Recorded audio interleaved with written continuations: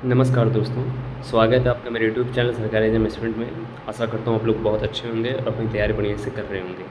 तो आज मैं जो है प्रशासनिक शब्दावली जो एसएससी जीडी का सेट मैंने चलाया हुआ था 25-25 क्वेश्चन का, आज मैं तीसरा सेट कराने वाला हूँ। तो जुलाई चल रहा है, लगभग 2 महीने बाद आपका जो है एसएससी जीडी 2027 का जो नोटिफिकेशन आ जाएगा।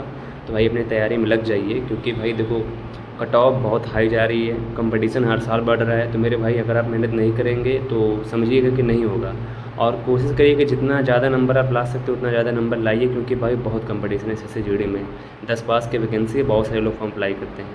तो चलिए बिना किसी दूरी को शुरू करते हैं। पहला क्वेश्चन है आपके सामने, केस का पारिभाषिक शब्द कौन सा नहीं है? ठीक है, इन 4 ऑप्शन में से आपको वो ऑप्शन बताना है जो केस का पारिभाषिक शब्द नहीं है। तो प्रकरण होता है, मामला होता है, विषय होता है, लेकिन ऑप्शन डी निष्पादन नहीं है। ठीक है, अगला क्वेश्चन है आपका, सुपरविज़न का अर्थ क्या है? तो सुपरविज़न का जो अर्थ मेरे भाई वो हो जाएगा ऑप्शन नंबर बी, पर्यवेक्षण बोलते हैं सुपरविज़न को हिंदी में। ठीक है, अगला क्वेश्चन है आपका क्वेश्चन नंबर 3, एसेंट का हिंदी पारिभाषिक शब्द है। तो एसेंट का आपको हिंदी पारिभाषिक शब्द बताना है। ठीक है, एसेंट का जो हिंदी पारिभाषिक शब्द हो जाएगा वो हो जाएगा ऑप्शन नंबर आपका ए, अनुमति बोलते हैं एसेंट को हिंदी में। ठीक है, अगला क्वेश्चन है आपका क्वेश्चन नंबर 4, एडहॉक शब्द के समानार्थक हिंदी पारिभाषिक शब्द है। तो एडहॉक को आपको हिंदी पारिभाषिक शब्द बताना है।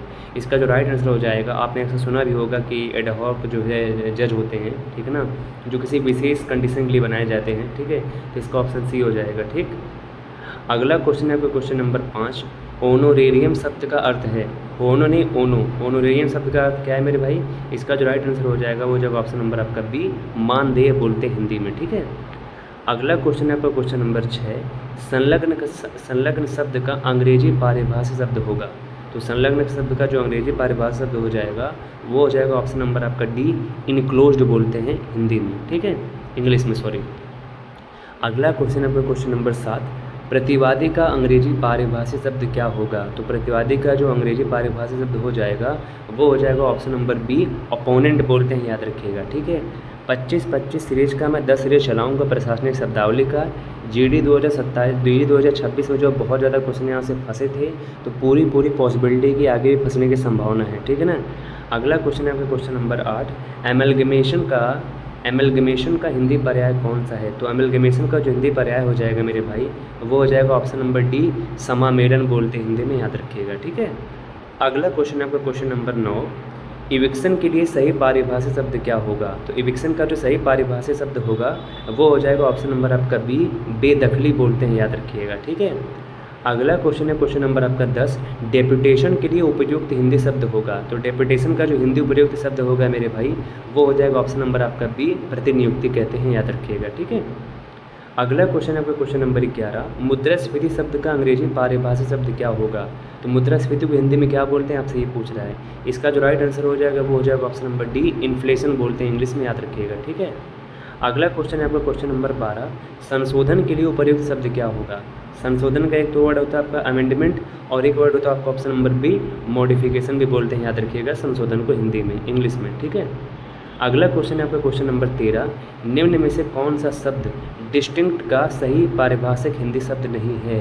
तो इन 4 ऑप्शन में से जो है कौन सा शब्द है जो डिस्टिंक्ट का हिंदी पारिभाषिक शब्द नहीं है? भैया भिन्न है, अलग है, सुस्पष्ट, लेकिन ऑप्शन नंबर ए, गड़क नहीं है डिस्टिंक्ट का हिंदी पारिभाषिक शब्द। ठीक है, अगला क्वेश्चन है आपका क्वेश्चन नंबर 14, डिस्चार्ज पिटीशन के लिए सही पारिभाषिक शब्द है। तो डिस्चार्ज पिटीशन का जो सही पारिभाषिक शब्द हो जाएगा हिंदी में वो हो जाएगा ऑप्शन नंबर आपका ए, उन्मोचन याचिका बोलते हैं हिंदी में, याद रखिएगा। बहुत अच्छे शब्द हैं ये शब्द, आपको एग्जाम में डायरेक्ट फंसा सकते हैं, इनमें आप कंफ्यूज हो सकते हैं, इनको तैयार करके जाइए। ठीक है, और अभी एग्जाम में बहुत टाइम है। अगला क्वेश्चन आपका क्वेश्चन नंबर 15, परिसमापन शब्द का अंग्रेजी पारिभाषिक शब्द क्या होगा? तो जो परिसमापन शब्द का अंग्रेजी पारिभाषिक शब्द होगा वो हो जाएगा आपका ऑप्शन नंबर ए, लिक्विडेशन बोलते हैं, याद रखिएगा। ठीक है मेरे दोस्त, अगला क्वेश्चन है आपका क्वेश्चन नंबर 16, प्रोक्लेमेशन पारिभाषिक शब्द का हिंदी रूपांतरण है। तो आपको प्रोक्लेमेशन पारिभाषिक शब्द का हिंदी रूपांतरण बताना है। इसका जो राइट आंसर हो जाएगा वो हो जाएगा ऑप्शन नंबर सी, उद्घोषणा हो जाएगा, याद रखिएगा। ठीक, अगला क्वेश्चन है आपका क्वेश्चन नंबर 17, सुपरनुवेशन शब्द का अर्थ क्या होगा? तो जो सुपरनुवेशन शब्द का अर्थ हो जाएगा वो हो जाएगा ऑप्शन नंबर आपका बी, अर्धवार्षिकी बोलते हैं, याद रखिएगा। ठीक है, अगला क्वेश्चन है आपका क्वेश्चन नंबर 18, निम्न में से इंडोर्स का हिंदी समानार्थी शब्द क्या है? तो इंडोर्स का जो हिंदी समानार्थी शब्द है वो हो जाएगा ऑप्शन नंबर आपका सी, पृष्ठांकन बोलते हैं हिंदी में, याद रखिएगा, बहुत इंपॉर्टेंट वर्ड है, ठीक है।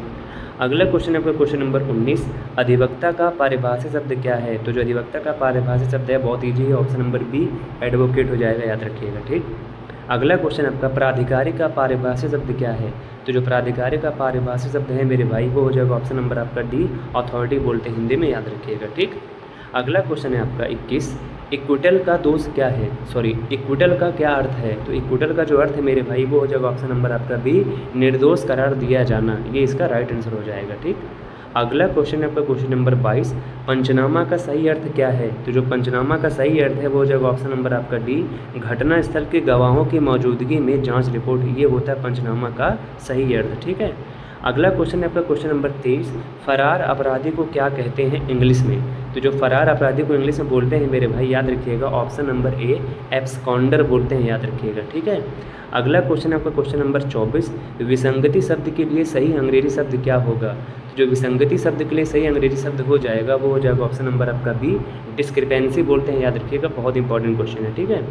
अगला और इस तीसरे स्टेज का लास्ट क्वेश्चन है आपका, विस्पर अंग्रेजी शब्द के लिए सही हिंदी शब्द क्या हो जाएगा। तो विस्पर अंग्रेजी शब्द के लिए जो सही हिंदी शब्द हो जाएगा वो हो जाएगा ऑप्शन नंबर आपका सी, कानाफूसी बोलते हैं, याद रखिएगा, ठीक है। तो ये प्रशासनिक शब्दावली जीडी 2027 के लिए मेरे द्वारा चलाई गई सीरीज का तीसरा सीरीज था, ठीक है। और भाई थोड़ी सी मेहनत लगती है बनाने में क्योंकि मैं काम भी करता हूँ, पढ़ाई भी करता हूँ और अपना जो यूट्यूब भी चलाता हूँ, ठीक है। तो भाई कंटेंट अगर आपको थोड़ा बहुत भी पसंद आया तो भाई लाइक कर देना, चैनल को भाई सब्सक्राइब कर देना, ठीक है। और जितने भी आपके और दोस्त हैं उनको जो है शेयर कर देना, और उम्मीद है भाई आप इस चैनल को जरूर सपोर्ट करेंगे। बहुत बहुत धन्यवाद। शुरू में कुछ गलतियाँ होती हैं उन्हें माफ़ कर दीजिए, आगे सुधार करूँगा, ठीक है। बहुत बहुत धन्यवाद आप सभी का।